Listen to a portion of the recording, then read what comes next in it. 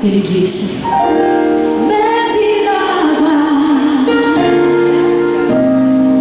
bebe d'água, e certamente sede jamais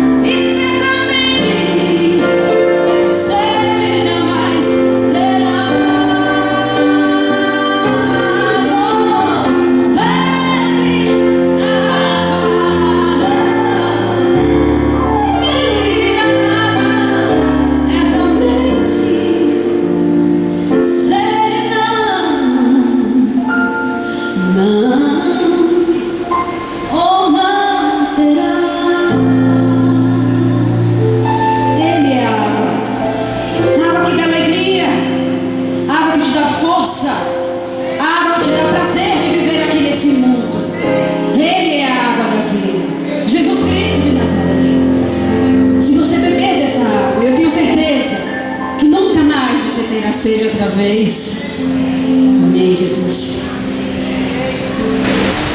Feche seus olhos, assim como você está, por gentileza. Vamos orar.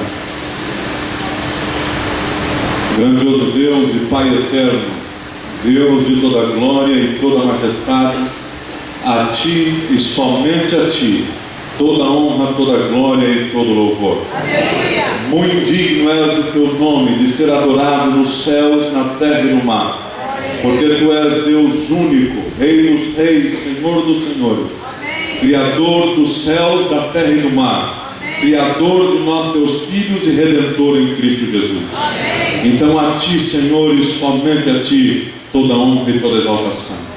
Nós Te agradecemos, ó Santo Pai, por esta semana que o Senhor nos deu, pelas batalhas enfrentadas e as vitórias conquistadas pelos méritos de Cristo Jesus. Te agradecemos pelo grandioso privilégio de podermos estar em Tua casa de oração nesta noite para aprendermos de Ti, que és manso e humilde de coração. Obrigado, ó Pai, por cada irmão e irmã que veio à Tua casa nesta noite, sedentos da água da vida. Obrigado, ó Pai, por cada amigo e cada amiga que veio aqui nesta noite. Eles não vieram aqui por acaso, Senhor. Eu sei que Tu tens um plano para a vida de cada um dos nossos amigos que estão nos visitando nesta noite. E eu lhe imploro e lhe suplico, meu Pai, que no nome de Jesus venhas realizar o Teu plano na vida dessas pessoas. Que um verdadeiro milagre possa acontecer na vida de cada um de nós. Então toma-nos em Tuas mãos. Derrama o Teu Espírito sobre este local nesta noite. Dissipa com a Tua luz todas as trevas que venham envolver os Teus filhos. E que ao sairmos daqui, saiamos cheios da Tua glória. É o que nós te suplicamos no poderoso nome de Cristo Jesus. Abra a sua Bíblia no livro de Apocalipse, no capítulo 12, e no verso 7, o primeiro verso que iremos ler nesta noite. Eu quero agradecer a cada um de vocês por que vieram aí, tanto os irmãos da igreja que querem morar no céu com Cristo Jesus, quanto os nossos amigos queridos que vieram nos visitar. É uma satisfação muito grande. Eu não sou muito aqui dessa igreja, não moro aqui, mas em nome da igreja do colégio eu quero saudar a cada um dos nossos amigos que estão nos visitando e dizer a você que Deus tem uma bênção especial para derramar na sua vida nesta noite. Não duvide disso. Você não veio aqui por acaso, como eu disse na oração. Deus tem um plano na tua vida, e é só por causa do plano de Deus que você veio aqui. Então não tenho dúvidas que você sairá daqui muito abençoado. Aliás, deixa nessa noite eu conhecer aqueles que estão nos visitando, que são amigos queridos. Você pode levantar a mão, quem está nos visitando nessa noite, os amigos que estão aqui conosco. Levante a mão bem alto para eu ver aí. Ok, sejam bem-vindos. Eu quero pedir a você que é da igreja, que está do lado de um amigo que está nos visitando, para pegar na mão dele. Aliás, vamos ficar todo mundo em pé. Fiquem em pé, por gentileza. Vamos mudar um pouquinho o roteiro aqui. Fiquem em pé. Vamos lá, eu vou mexer um pouquinho com vocês esse final de semana. Eu quero pedir a sua permissão para isso, mas eu vou mexer com você e eu quero que vocês dois fiquem de frente um para o outro. E todo mundo um de frente para o outro. Escolha a pessoa que está do seu lado aí e fique de frente para ela. Vamos lá. E é olho no olho agora. É a hora da verdade. Tá bom? Olho no olho, diga para a pessoa que está, pega na mão da pessoa que está na sua frente e diga assim: parabéns por estar aqui. Você está no melhor lugar do mundo. Deus vai te abençoar. E você é muito. Mas diga com mais coragem. Vamos lá. Você é muito. Mas muito mesmo. Muito lindo. Pronto. Agora está todo mundo bonito de verdade. Pode sentar. Quem é lindo agora, levante a mão. Todo mundo. Ok? Até quem não era, ficou lindo agora. Eu quero parabenizar a igreja do colégio por esta bela iniciativa desses congressos evangelísticos dos finais de semana. Eu não sei se vocês perceberam, mas nesse final de semana o Brasil vai estar dentro do colégio, ou da igreja do colégio. Vai ter gente do norte ao sul. Eu vim de lá da União Norte, Maranhão é Nordeste, mas para a igreja é Norte ali. Vim da União Norte.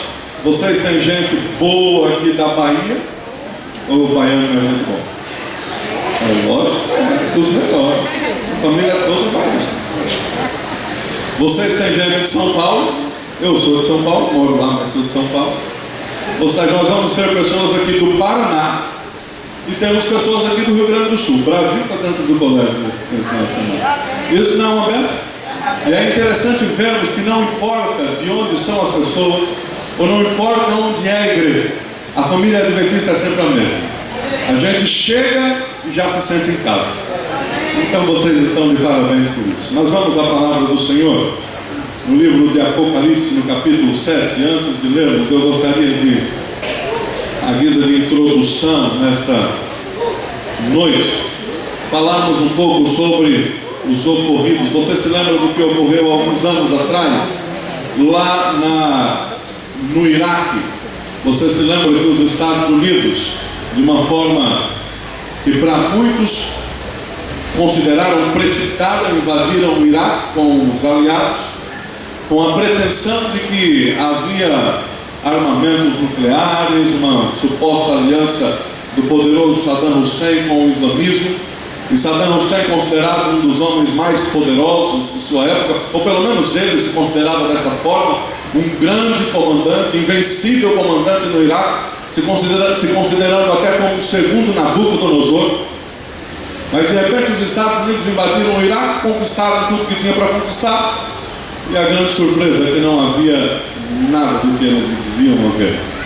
Não havia armamentos nucleares, não havia a tal aliança do Saddam Hussein com o islamismo.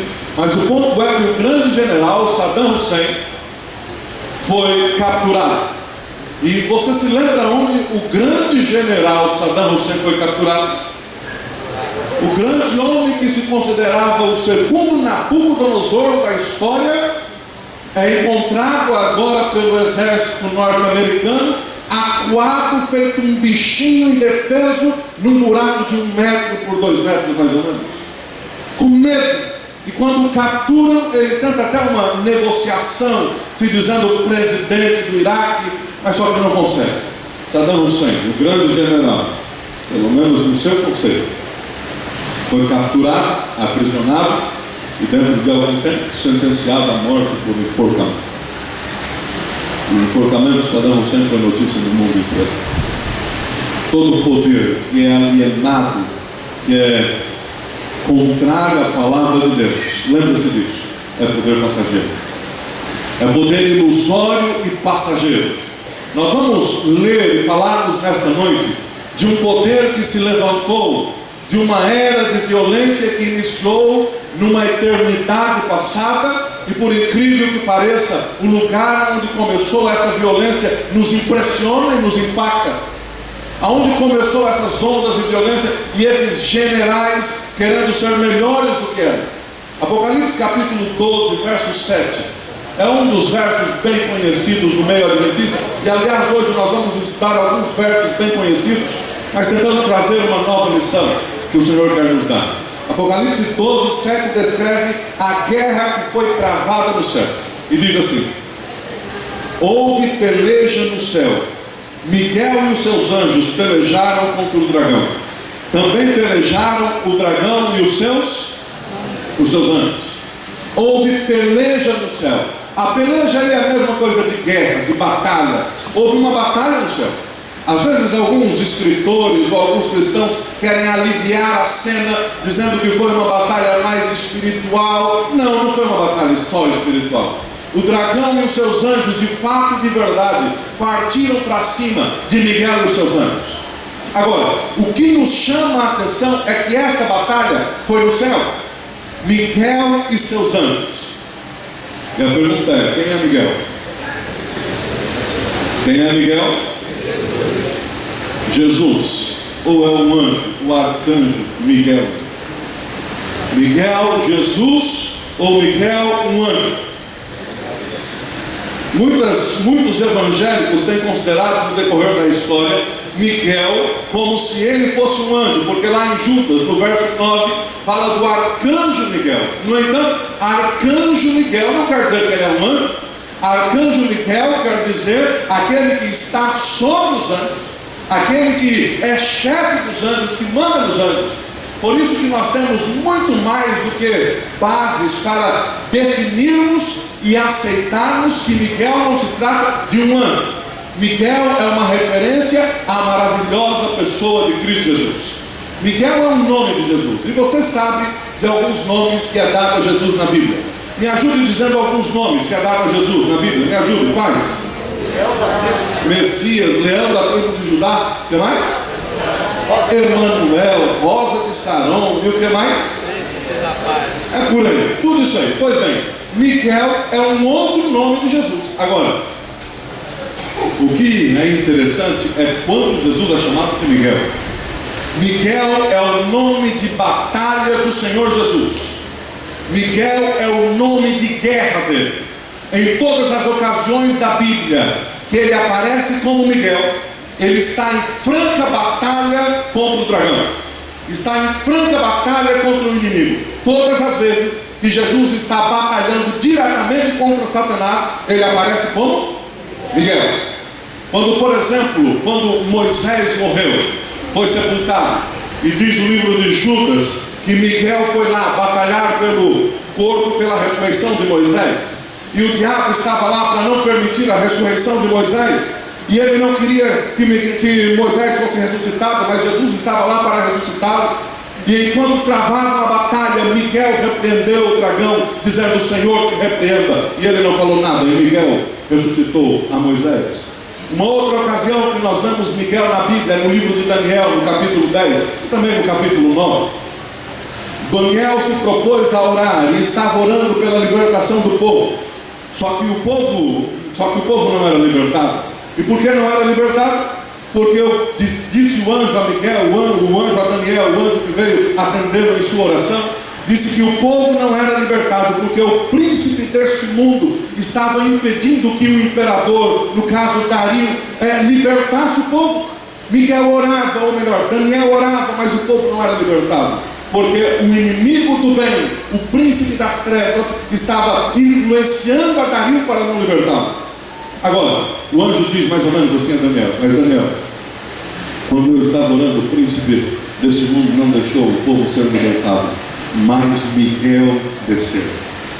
E quando Miguel desceu, o dragão se afastou, o príncipe das trevas se afastou do rei, e aí Miguel influenciou o rei, e o rei libertou o povo. Portanto, todas as vezes que Jesus aparece em batalha contra o dragão, ele aparece como Miguel. É o nome de guerra dele, é o nome de batalha dele. Portanto, quando você estiver batalhando contra as forças do mal, quando o inimigo estiver tentando te espreitar, te desviar dos caminhos de Deus, ou te levar a fazer o que é errado, quando o inimigo estiver te espreitando para que você não tome a decisão correta na sua vida, por quem é que você pode chamar? Por Miguel. Porque Miguel sempre vem em socorro de seus filhos. Miguel veio socorrer a Daniel e socorreu o povo de Daniel e a Daniel. Miguel veio e ressuscitou a Moisés, porque Miguel, ele sempre tem a primazia, e contra Miguel o dragão não tem condições.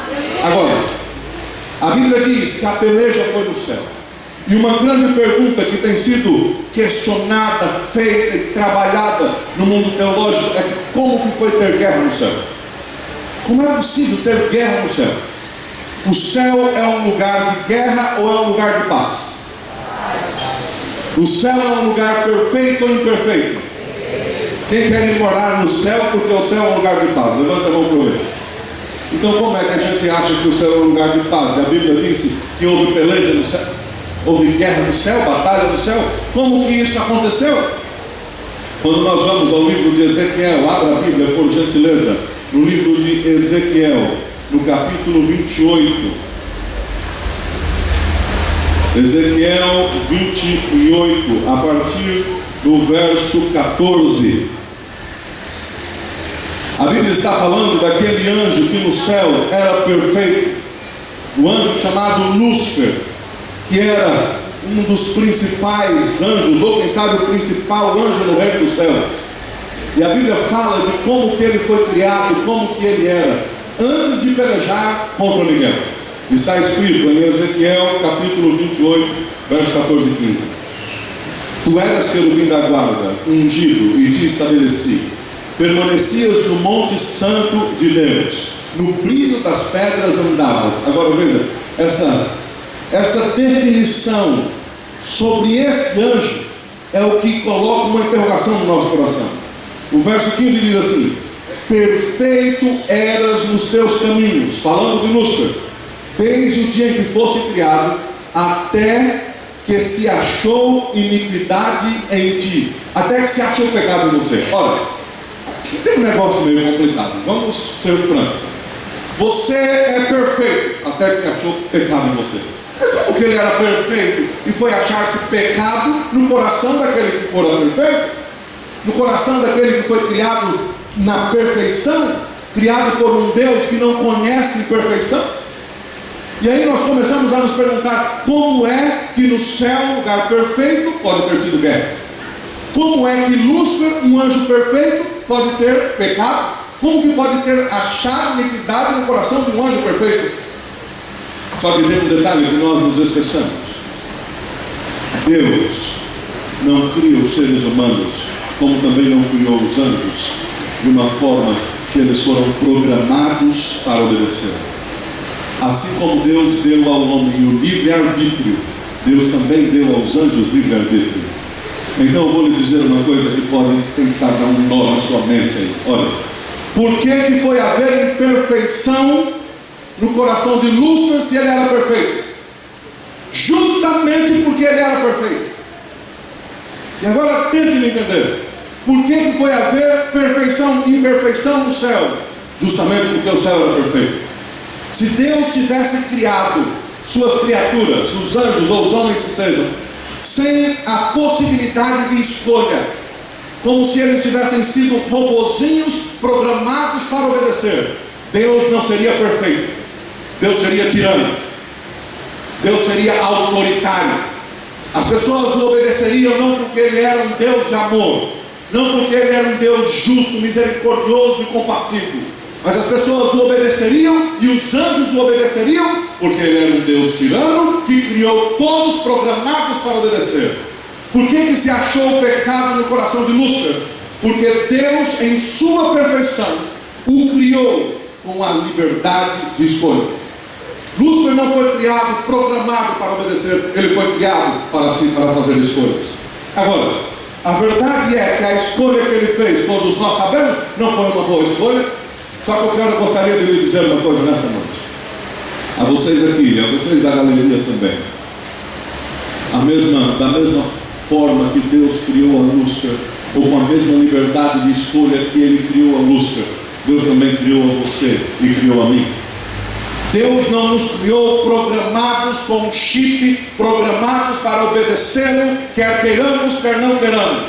Deus deu a você e a mim a liberdade de escolha. A liberdade de escolha, o livre-arbítrio, faz parte da perfeição divina. Lúcifer fez más escolhas.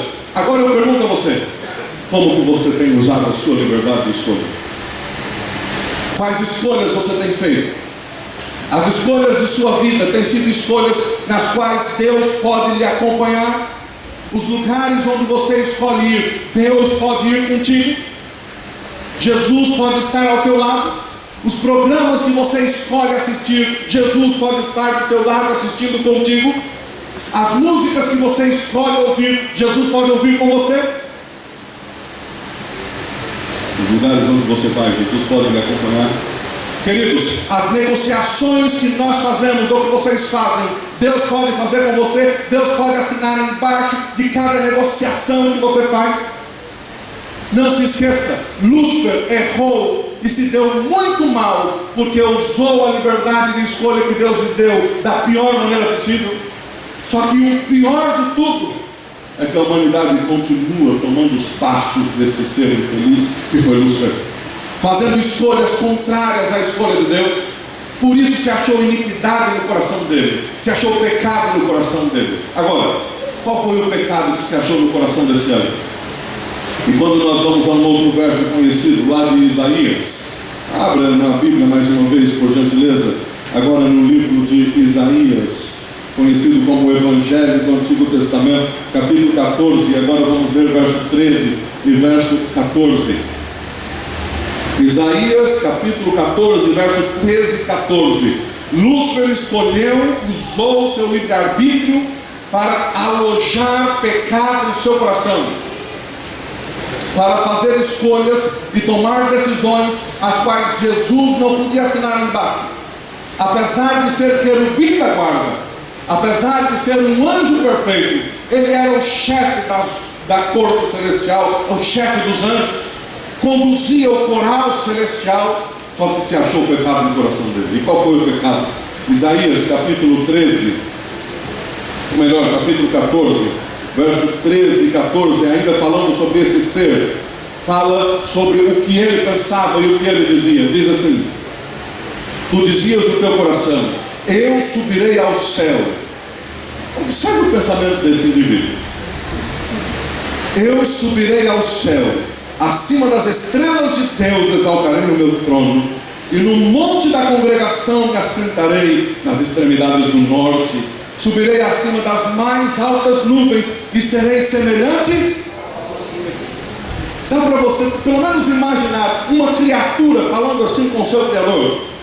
O que o texto está querendo nos dizer, permita-me parafrasear um pouco com a nossa realidade.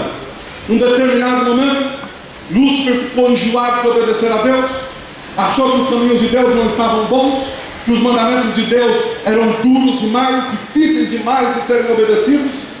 E a gente quase que ouve um eco da voz do Lúcifer hoje por aí. Os preceitos do Senhor eram terríveis, o Senhor era injusto. Então ele chegou para Deus e disse mais ou menos assim: Deus, é o seguinte, o jeito que o Senhor está mandando aqui nesse céu não dá mais certo. O Senhor é injusto, o Senhor quer coisas difíceis da gente. Então Deus, eu quero dizer a ti que a partir de hoje quem vai reinar aqui nesse céu não é mais o Senhor, sou eu. Vou colocar o meu trono acima das mais altas nuvens e serei semelhante a ti. Quem vai ser Deus agora sou eu, não é o Senhor. O orgulho e a insubordinação se alojou no coração desse homem. Ele se revolucionou, se rebelou contra a vontade de Deus. E agora eu serei Deus, serei semelhante a ti. E agora eu vou mexer com você um pouco. A gente olha para Lúcifer, ou pelo menos lê na Bíblia, e pensa assim: que ser estúpido. Como é que alguém em sã consciência toma a decisão de querer ser igual a Deus? Como é que alguém em sã consciência quer ser Deus no lugar de Deus? É assim que a gente pensa, não é? Fala a verdade. E é assim mesmo, ele foi estúpido. Só que se eu dissesse a você que muitas pessoas hoje estão cometendo a mesma estupidez que Lúcifer. Qual foi o grande, ou no fundo, qual foi o problema de Lúcifer? Ele se rebelou contra o governo de Deus. Agora não aceitava e nem queria mais que a vontade de Deus reinasse em sua vida, que os preceitos e os caminhos do Senhor fossem os seus caminhos. Lúcifer agora queria andar pelos seus próprios caminhos, porque os caminhos de Deus já não eram bons. E permita-me lhe perguntar: muitas vezes não tomamos as mesmas decisões? Quantas vezes as pessoas olham para Deus, para a palavra de Deus, e dizem: isso não é para mim, isso não dá para mim, eu prefiro seguir o meu caminho. Deus olha para o ser humano e diz: filho, vá por esse caminho, é o caminho estreito, mas o fim dele dá a vida eterna. Se você for pelo outro caminho é largo, dá para ir, vai tranquilo. Só que se você lembra de uma coisa, o final dele é caminho de morte. Então, filho, venha por esse caminho. Mas o homem diz: não, Senhor, esse caminho aí está difícil, deixa eu tomar outro caminho que é mais fácil aqui. Deixa eu ir por esse outro caminho. Deus diz: filho, os mandamentos são esses para que você possa ser feliz. Mas o filho diz: não, Deus, esses mandamentos eram para o passado, porque hoje nós estamos no século 21. Esses mandamentos precisam ser readaptados, precisam ser modificados, porque afinal de contas a era e o mundo hoje é outro, é uma era pós-moderna. Então nós temos que adaptar os teus mandamentos. Ó querido, nunca se esqueça de uma coisa: todas as vezes que o homem se posiciona contra a vontade do Senhor, se posiciona contra o governo de Deus em sua vida, ele não está tomando uma atitude muito diferente da de Lúcifer. Então eu vou ser ousado de perguntar: o que tem dirigido a tua vida? O governo de Deus, os caminhos de Deus ou os teus próprios caminhos? Lúcifer, esses caminhos são caminhos de morte, mas eu vou por eles. Está sentenciado à morte eterna.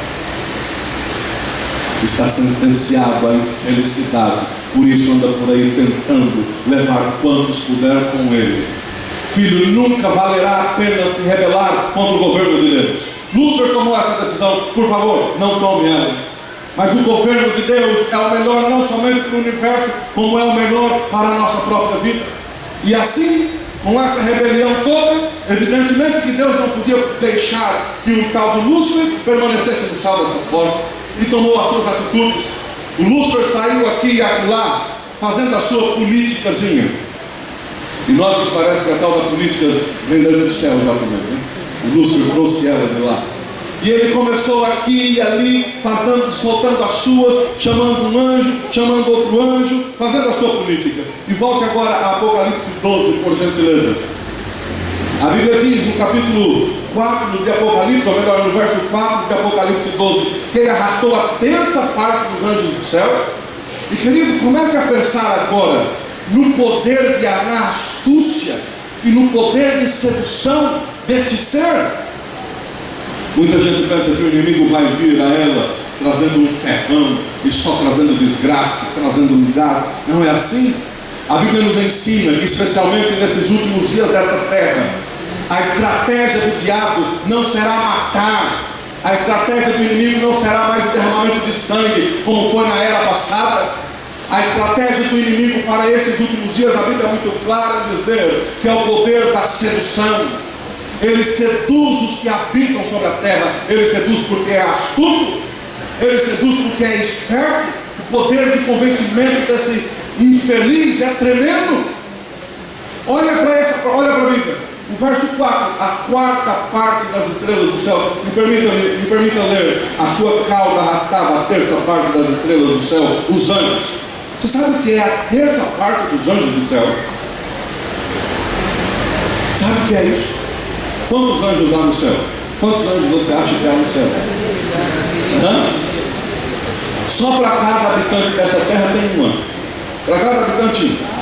Isso sem falar nos anjos que o adoram a Deus diante do seu trono dia e noite. Os judeus, quando eles estavam se referindo a números, eles viam até o número 1000. E depois não tinha mais número, depois do número 1000 para os judeus. Então, quando era depois do 1000, o que é que eles diziam? Miríades de miríades, milhares de milhares. Isso é um número do qual eles não podiam contar. No céu há anjos que você nem calcula, nem pode imaginar quantos são. Bilhões de anjos. A terça parte deles, Lúcifer conseguiu convencer. E o meu ponto é esse. Querido, se Lúcifer conseguiu convencer a terça parte de anjos do céu, e note que esses anjos não eram como eu e você, que só podemos usar a média, dizem os especialistas, de 8% da nossa capacidade de raciocínio.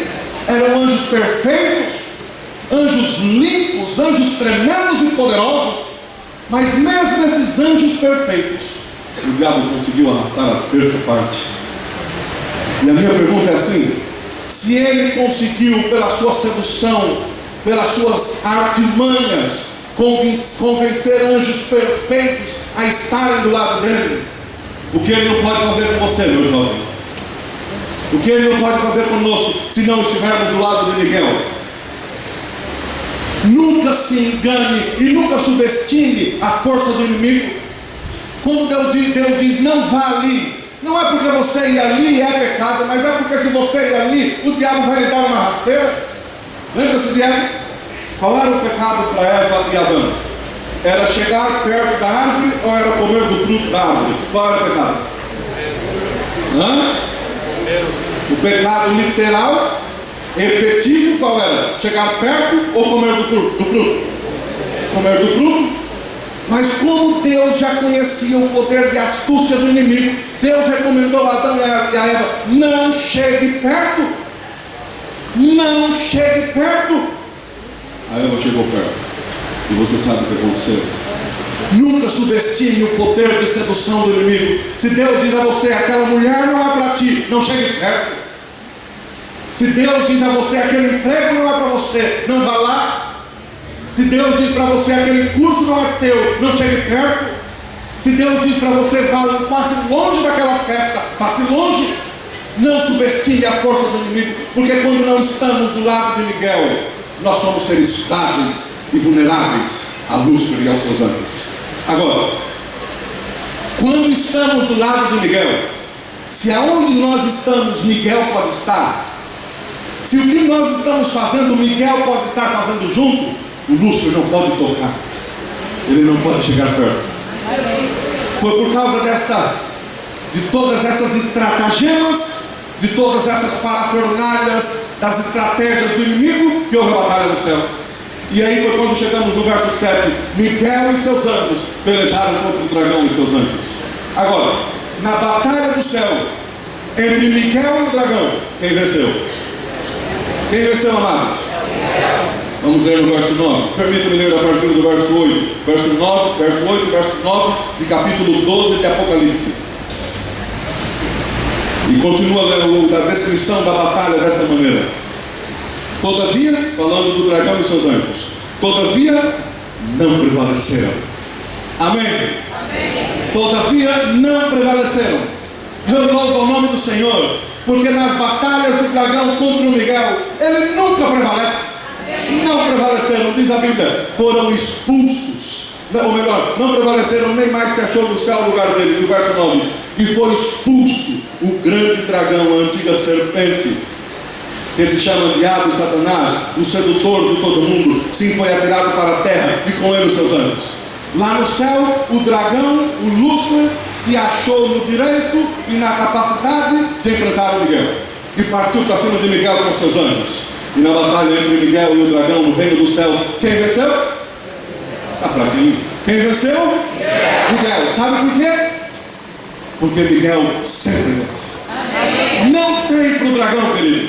Eu disse agora há pouco que nós somos vulneráveis a ele, somos frágeis diante dele. Mas isso se a nossa vida não está nas mãos de Miguel. Porque se a nossa vida está nas mãos de Miguel, o dragão, ele pode rugir como leão, ele pode gritar, ele pode preparar as artimanhas dele, fazer a estratégia que quiser, usar a força que quiser, ele pode derramar sangue, pode fazer o que quiser. Se a nossa vida está refugiada em Miguel, o dragão já é vencido pelo nome de Jesus Cristo. Será que nesta noite eu estou pregando para algum casal que está enfrentando fortemente as adagas do diabo para separar o casal?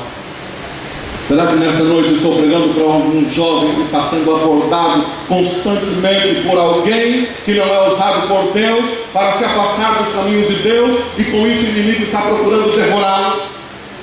Será que estou pregando para alguém que está com medo de tomar uma decisão ao lado de Deus, porque tem medo do que pode acontecer com o emprego?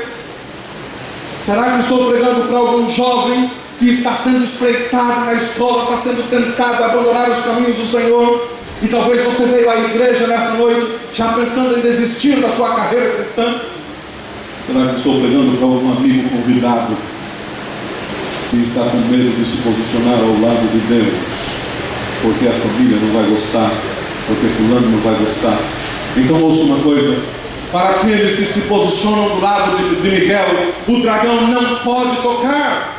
A Bíblia diz que eles são mais que vencedores em todas as coisas.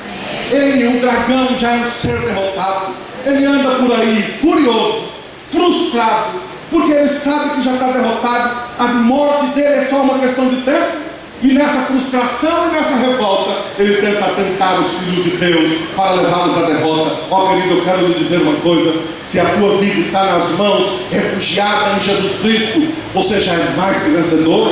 Não precisa temer as batalhas, porque lá no céu, quando o dragão foi enfrentar Miguel, Miguel venceu, porque Miguel sempre vence. Só que não parou por aí. Os anos se passaram. Algumas centenas e até milhares de anos se passaram desde a batalha no céu. Os seres humanos se perderam e se afastaram de Miguel. Por incrível que pareça, por mais inexplicável que pareça, O ser humano, em um determinado momento da história, preferiu se posicionar ao lado do dragão do que do lado de Miguel. E Miguel viu seus filhos se perderem na face da terra. Miguel viu seus filhos serem escravizados pelo mal e viverem como fantoches nas mãos do inimigo. O inimigo brincava com os filhos queridos de Deus. E Deus disse: essa situação não pode ficar assim. Miguel disse: isso não vai ficar assim, meu pai. E num ponto da história, 2000 anos atrás, Miguel deixa o seu trono no céu e vem aqui a esta terra para mais uma vez enfrentar o dragão cara a cara. Agora ele não estava mais enfrentando o dragão no reino dos céus, na sua casa. Ele estava enfrentando o dragão na casa do dragão, no terreno do dragão, no campo do adversário. E quando Miguel veio aqui, querido, você nunca vai poder imaginar o que o dragão fez tentando derrotar Miguel. Tentou destruí-lo desde o início de sua vida e não conseguiu. Quando Miguel nasceu, ele tentou devorar Miguel e não conseguiu. Miguel viveu e exerceu seu ministério. Na sua última semana de vida, o dragão veio para cima de Miguel com todas as forças que ele podia. Ele aprisionou Miguel, fez os amigos de Miguel traí-lo, e Miguel ficou sozinho na batalha contra o dragão. Eu fico imaginando quantas vezes hoje os seres humanos também não estão deixando Miguel sozinho na batalha contra o dragão. Miguel se achou sozinho, e o dragão, usando os seres humanos, veio para cima de Miguel, aprisionou Miguel, e aquele dragão esbofeteou Miguel naquela madrugada de sexta-feira, cuspiu na face de Miguel. Aquele dragão com chicotes grandes, com pontas agudas, chicoteava as costas de Miguel, e via a carne de Miguel se rasgar e o sangue descer. Era o dragão tentando acabar com Miguel. Arrumou uma coroa de espinho e cravou na fronte de Miguel, e os espinhos entravam na sua fronte. Colocou Miguel numa cruz. E quando Miguel ficou deitado na cruz, o inimigo, usando a mão de algum indivíduo, cravou as mãos de Miguel na cruz com pregos grandes e agudos. Cravou os pés de Jesus na cruz, levantou a cruz e jogou no buraco. Quando a cruz cai no buraco, a cruz balança, quem sabe o corpo de Miguel se rasga um pouquinho mais. Era o dragão tentando acabar com Miguel. E Miguel, nesse momento, enfrentando o dragão na casa do dragão, e não tem mais o auxílio dos anjos. No céu, enfrentou com seus anjos. Na terra, no campo do inimigo, enfrentou sozinho, porque nem os homens se posicionaram ao lado de Miguel. E às 3 horas, Miguel deu um suspiro. Morreu. Eu imagino que nesse momento o inimigo deu uma baita de uma gargalhada.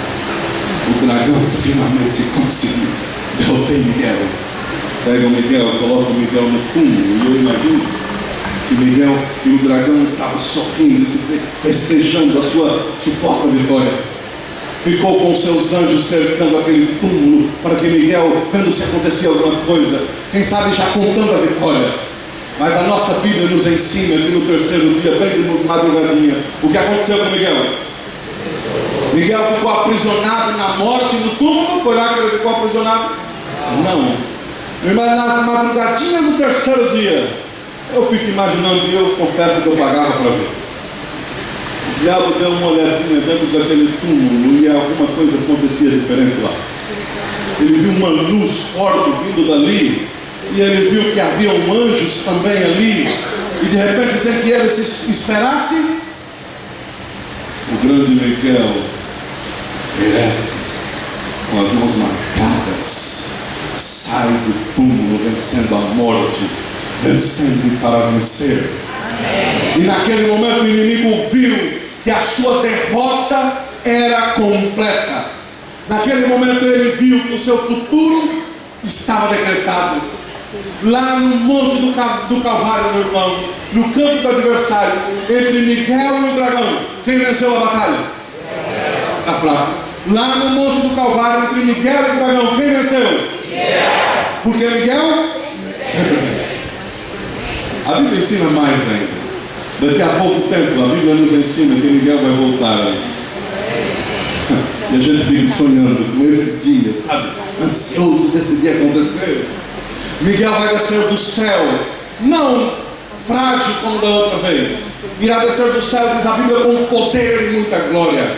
Os anjos dos céus, todos os anjos estarão com ele. O seu trono estará centralizado nas nuvens dos céus.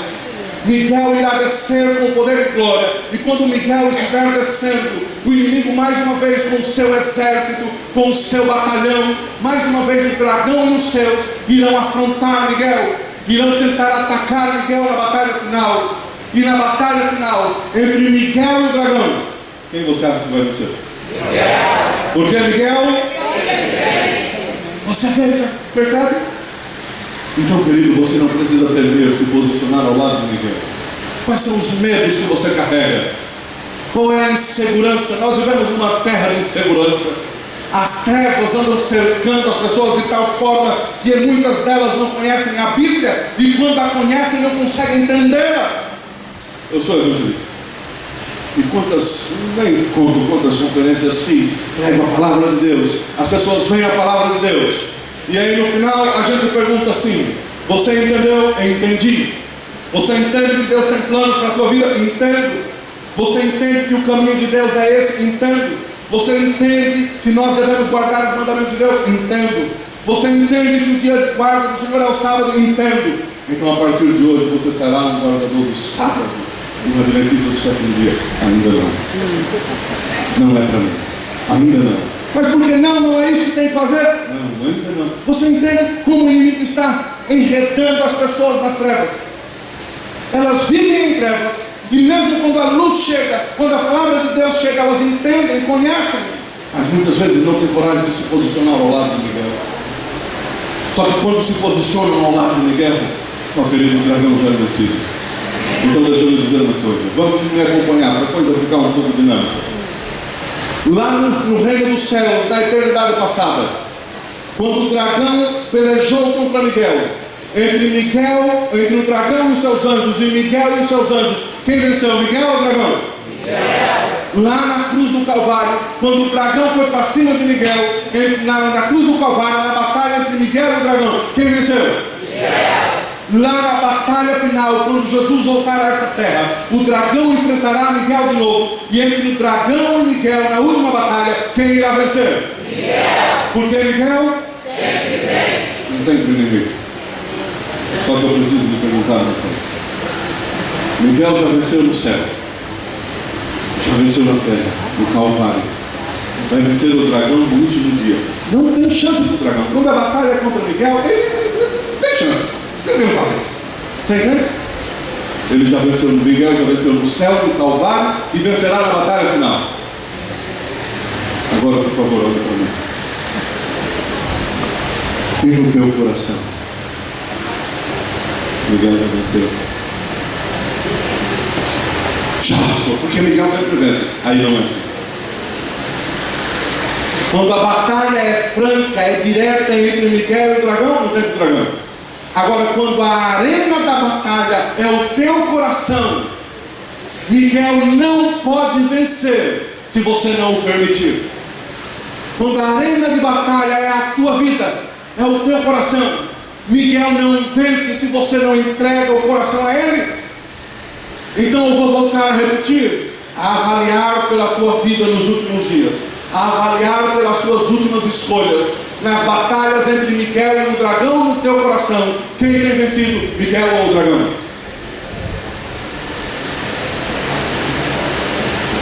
Se Miguel não vencer no teu coração, meu querido, Miguel não poderá fazer muita coisa por ti. É por isso que nesta noite ele está aqui, porque Miguel quer ser vitorioso também na tua vida. Amém. E a minha pergunta é: você vai permitir? Nos últimos dias, quando Jesus voltar, o exército do dragão vai estar regimentado contra Miguel, e o exército de Miguel, vindo nas nuvens dos céus, mais uma vez derrotará o dragão. E a outra pergunta que quero lhe fazer nesse momento é: quando Miguel vier com o seu exército e o dragão estiver nesta terra com o seu exército, em qual exército você vai estar? Quem será o teu general? Quem estará governando a tua vida? Então, querido, se nos últimos dias você quer estar no exército de Miguel, você precisa deixar que Miguel vença no teu coração hoje. Não tem como eu estar no exército de Miguel na batalha final se eu não entregar a vitória para Miguel no meu coração hoje. Eu preciso me posicionar ao lado dele, porque ele sempre vence. Não importa qual seja a batalha, não importa qual seja a tribulação, Miguel sempre vence. Você quer estar no exército dele quando ele voltar? Então precisa deixar ele morar e governar o teu coração e a tua vida no dia de hoje. Me pergunto, você vai fazer isso? Nesse momento da batalha, não. Nesse momento, olha para mim, por gentileza.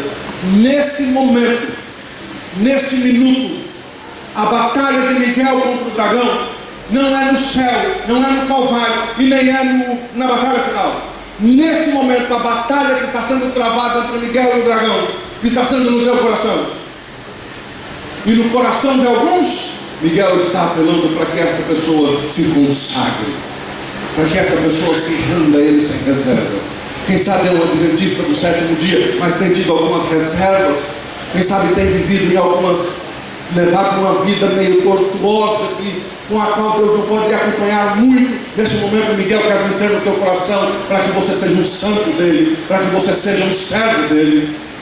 Quem sabe hoje Miguel está desejando vencer no coração de algum jovem que está enfrentando as lutas que existem para os jovens nesta terra, as luzes do mundo, as teorias do mundo, e você fica meio lá, meio cá, evolucionismo, sem evolucionismo, com criacionismo, pode isso, pode aquilo. Querido, você precisa nessa noite deixar Miguel vencer no teu coração.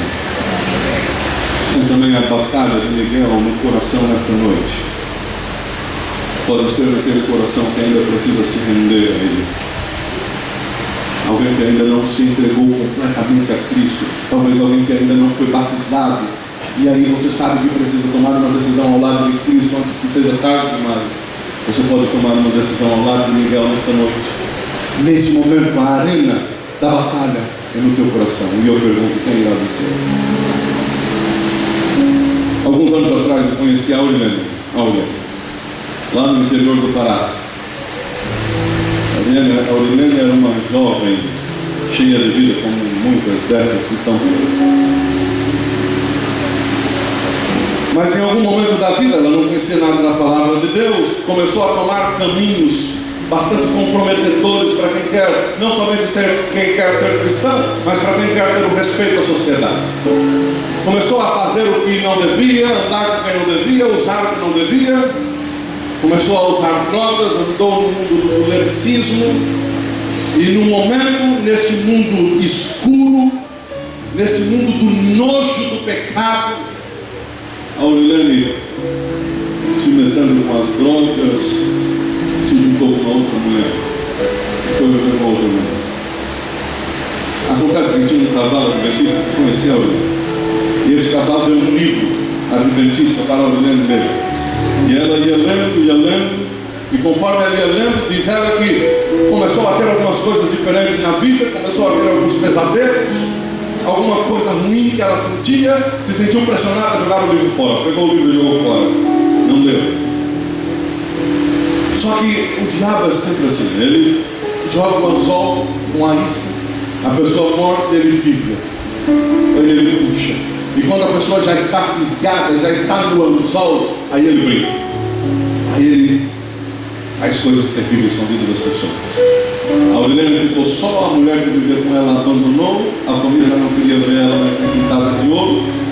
Os traficantes estavam atrás dela porque ela devia drogas e não pagava. E a Aurelene teve que fugir para o interior do Pará. E é por isso que no início desta mensagem eu disse a você que não importa quem você seja, Deus tem planos para a tua vida. Eu tenho visto Deus trazer pessoas para a igreja no dia certo, na hora certa, no momento certo. A Aurelene veio para o interior no momento certo. E eu quero dizer a vocês, e já disse a ela há algum tempo atrás, foi Deus que a trouxe para ali naquele momento. Estávamos começando uma série de conferências ali no estudo da Bíblia. E aí esse casal adventista, a Aurelene foi morar na casa deles, começaram a trazê-la para a igreja. E ela começou a ouvir as verdades da Bíblia, os estudos, e vinha toda noite, ouvia, ia se maravilhando, ia se desprendendo do mal, já não fazia mais as coisas que fazia antes. Num dia eu fiz um apelo para aceitarem a Jesus de todo o coração e de toda a alma. entregarem a vida ao Senhor, a Aurilene se levantou e veio à frente, entregando a vida a Jesus. Tomou a decisão correta, se posicionou ao lado de Miguel. Acontece que isso foi à noite. Acontece que no dia seguinte, ela montou numa moto com a Lenice, a adventista com quem ela morava, e saiu para o interior lá. E quando ela estava na moto, de repente a moto travou de tudo, parou de uma vez. E quando parou, a jogou do lado do outro lado, uns 10 metros para frente. Quando a Aurilene caiu, quebrou a clavícula. E aí ela agora virou-se para a Lenice e disse: é assim que o seu Deus me aceita? É assim que o seu Deus me quer? Eu nunca tomo a decisão ao lado dele. Sempre pintei e bordei por esta vida. Agora, no dia que eu me posiciono ao lado do teu Deus, eu quero a clavícula. Que Deus é esse? Eu não quero mais saber do teu Deus. E não foi mais uma conferência. E nem quis mais saber da igreja. E acontece que a Lenice continuava convidando, e na conferência orávamos por ela, eu orava por ela todos os dias, para que Deus a trouxesse de volta. Eu orava para que Deus desse a ela o rumo certo na vida dela. E num determinado ponto ela resolveu vir uma outra noite, na última semana. Veio aí. Ouviu na segunda, na terça e na quarta. Na quarta eu fiz um apelo para o batismo. E pedi que aqueles que queriam tomar a decisão pelo batismo, ou que tomariam a decisão pelo batismo, viessem à frente. E a Aurilene mais uma vez se levantou e veio à frente, tomando a decisão pelo batismo, com os olhos cheios de lágrimas, mas decidido. Quinta-feira veio para a igreja, sexta-feira veio para a igreja. Passou a noite de sexta e sábado de manhã ela veio para a igreja. Só que quando ela entrou, eu percebi algumas coisas diferentes. Ela olhava para mim com um olhar de fúria, de raiva, como se quisesse pegar no meu pescoço e torcer, sabe? Eu disse: o que está acontecendo? Eu preguei naquela dia, não tive como falar com ela. E depois do culto, no final do sermão, mais uma vez eu apelei para as pessoas que iam batizar aqui na frente. A Aurilene já havia tomado a decisão do batismo. Só que eu apelei para que quem fosse batizar viesse à frente. A Aurilene foi para fora e foi embora. E no final a Lenice me procurou. Eu disse: pastor, o senhor viu a Aurilene? Vi. Viu que ela não veio à frente? Vi, ela foi embora. O que aconteceu? Ela não vai mais batizar. E por que ela não vai mais batizar? Por favor, querido, agora o que eu vou lhe contar é terrível. Na noite de sexta para sábado, a Aurilene, durante a noite, no seu quarto, começou a ter um pesadelo. E a Lenice, com o seu esposo, Márcio, ouviam os gritos dela lá no quarto. E a Lenice, preocupada, veio para o quarto ver o que estava acontecendo. Quando Lenice abriu a porta do quarto, a janela do quarto, que era de vidro, explodiu. Na hora que a janela explodiu, Lenice sentiu peso no quarto, um clima pesado, e desmaiou. Quando ela desmaiou e o Márcio ouviu o barulho dos vidros e veio correndo para o seu quarto para ver o que estava acontecendo. Quando chegou no quarto da Áurea, viu a sua esposa desmaiada no chão e a Aurilene lá como se estivesse desmaiada. Ele acordou a sua esposa, depois foi acordar a Aurilene. Quando acordou, a Aurilene perguntou: o que foi? O que aconteceu, Áurea? O que está acontecendo? Eu não posso batizar. Por que não pode batizar? Porque o diabo esteve aqui nessa noite. Ele segurou no meu pescoço e tentou me enforcar. E disse que se eu fosse me batizar, ele iria matar-me. Ele só não iria me matar nesta noite porque eu estou na casa de vocês e vocês são servos de Deus. Mas eu não posso ir. Ele me sufocou, eu quase morri. Como que agora eu vou ser batizado? Não posso ir. Por isso, naquele sábado, a Aurilene chegou na igreja indignada, com raiva e não mais decidida. Eu disse a Lenice, quando ela me contou: eu vou agora à tarde, antes do batismo, lá na sua casa, eu vou conversar com ela. Quando cheguei à tarde, na casa de Áurea, ela sentou lá, furiosa, com olhos pesados. Eu comecei a ler alguns textos da Bíblia. Conforme lia os textos da Bíblia, o seu olhar ia mudando. Cheguei em Romanos capítulo 8, e li o texto. Em Cristo Jesus, Aurilene, você é mais que vencedor. O inimigo não vai poder tocar tocar em você. O inimigo não vai ter poder sobre você, não vai poder lhe fazer mal, mas você precisa tomar uma decisão ao lado de Cristo. E ela chorando me dizia: pastor, como eu vou tomar? E se ele me matar? Aurilene, a palavra de Deus está dizendo que Ele não vai tocar em você. Você é mais que vencedora. Põe a mão na palavra de Deus, Aurilene. Eu vou orar por você e Deus vai lhe proteger. Você não precisa ter medo. Ela colocou a mão e orei. E de Deus dê coragem a esta jovem. Quantas coisas ela já sofreu, quantos caminhos tortuosos ela já trilhou. Senhor Deus, quanta maldade o inimigo já fez na vida dessa garota. Liberte agora, Senhor. Enche o coração dela de coragem. Deixei a Bíblia lá e fui para o batismo. Olha que vieram as pessoas para batizarem no grande rio Guamá, no estado do Pará. A primeira na fila era a Aurilene. Naquela tarde de sábado, batizei a Aurilene em nome do Pai, do Filho e do Espírito Santo. Sabe o que o diabo fez com a Aurilene? Sabe o que o Lúcifer fez com ela? Nada. Sabe por quê? Porque quando alguém está do lado de Miguel, o poder do Miguel é o poder do seu filho. Então eu quero te desafiar nessa noite a entregar a tua vida a Miguel. Quero fazer um apelo hoje. O trio irá cantar. O trio. Eu quero fazer um apelo a você nessa noite. Eu não lhe conheço. Não sei quais são as tuas batalhas. Não sei como o inimigo está tentando te inibir. Não sei como que ele está tentando colocar medo na tua vida. Mas nessa noite, em nome de Cristo Jesus, eu quero lhe dizer: você é mais que vencedor. Amém. E se nessa noite você quer dizer: Senhor, toma a minha vida em tuas mãos. Eu quero me decidir ao teu lado, Pai, como a Aurilene se decidiu. Eu quero me decidir ao teu lado, ao lado de Miguel. E como Miguel vence, eu também quero vencer. E se nessa noite você se colocar ao lado de Miguel, creia e não duvide, você vai sair daqui cheio da glória do Pai. Você vai sair daqui mais que vencedor. Porque entre Miguel e o dragão, quem é que sempre vence? Ele sempre vence. Você vai deixar ele vencer no teu coração. O meu apelo nessa noite é para você que ainda não tomou uma decisão de ser batizado. Eu quero que nessa noite você tome a decisão de entregar a tua vida ao Senhor, de se render a Ele sem reservas. Não tenha medo de se posicionar ao lado dele. Enquanto o trio estiver cantando, saia de onde estiver e venha aqui. Não fique pensando: vou, não vou. Simplesmente tome a decisão e venha. E não fique dizendo assim: eu não tenho vontade. A nossa vontade é traidora. Você sabe que o certo é vir a Jesus, então tome a decisão pelo certo e venha. Jesus está chamando. Ele diz: vinde a mim, você que está cansado e sobrecarregado, eu vou te levar. Enquanto o trio estiver cantando, eu espero você aqui. E no final vou orar por você.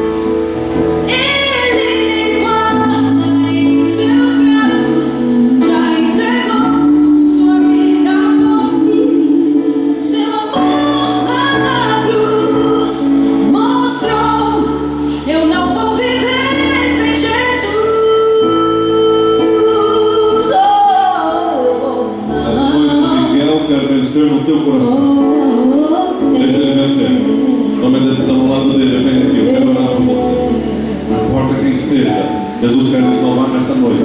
Saia de onde estiver, se posicione ao lado daquele que nunca perde.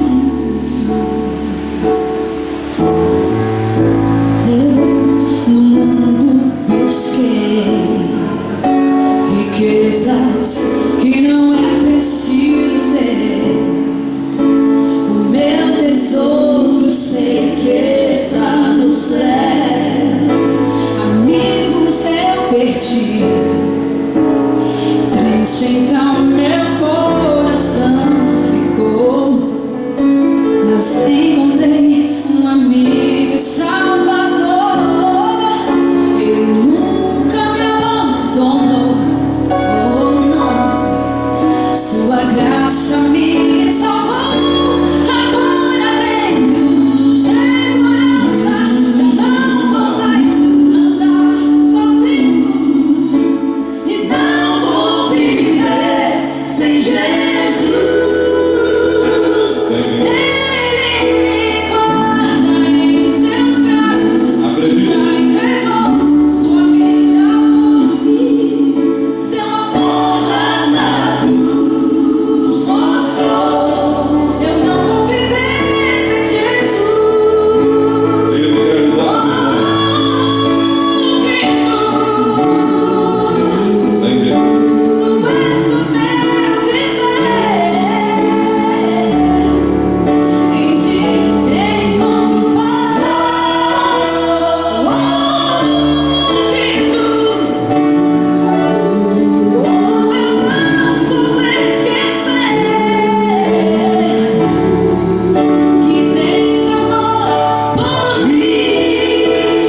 Oh, agora tenho segurança, já não vou mais andar sozinho e não vou viver sem Jesus.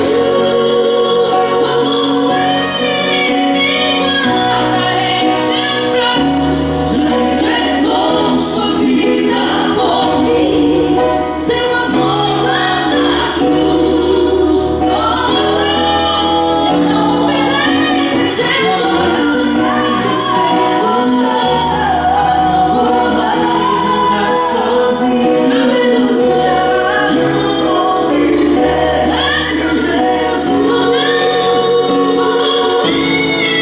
Ele me guarda em seus braços.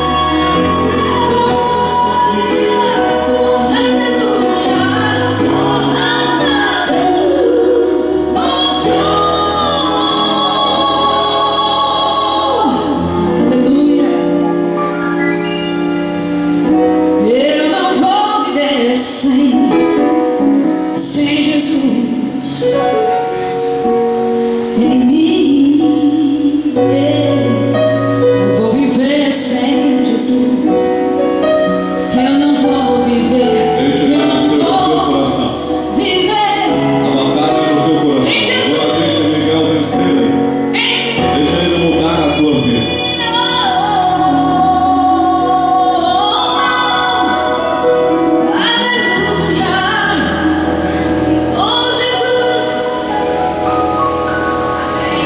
Amém. A Bíblia diz que aqueles que se refugiam no Senhor Jesus, esses encontram segurança, esses encontram paz.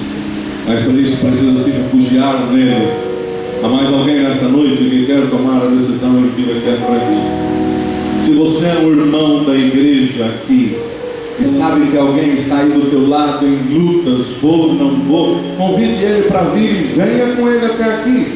Mas ajude agora todos a se posicionarem ao lado de Miguel. Miguel quer salvar a todos nesta noite.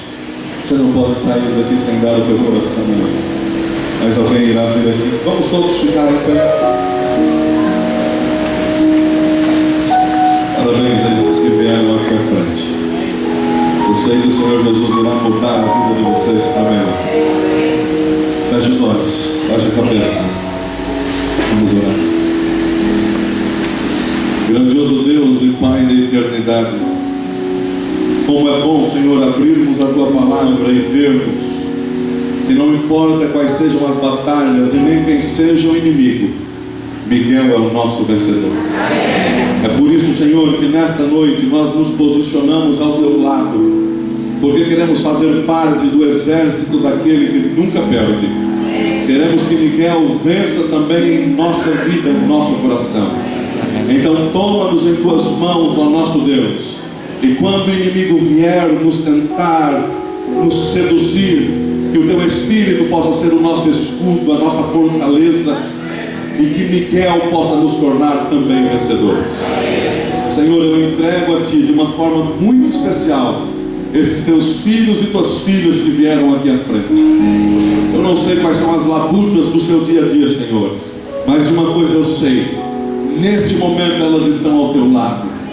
Neste momento tu irás vencer na vida delas e dar a vitória sobre as suas tribulações. Então tome-as em tuas mãos, meu Pai. Abençoa cada uma dessas pessoas e seus familiares, e que quando Cristo voltar com poder e glória com o seu exército, essas pessoas que estão aqui à frente e todos nós possamos estar do lado de Miguel. Te pedimos e te suplicamos no nome de Jesus.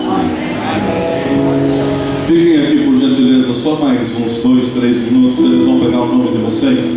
Eu quero orar com vocês nessa noite. Deus abençoe. Eu quero estar lá saindo para poder cumprimentar pelo menos aqueles que eu conseguir. Tenham todos um bom sábado.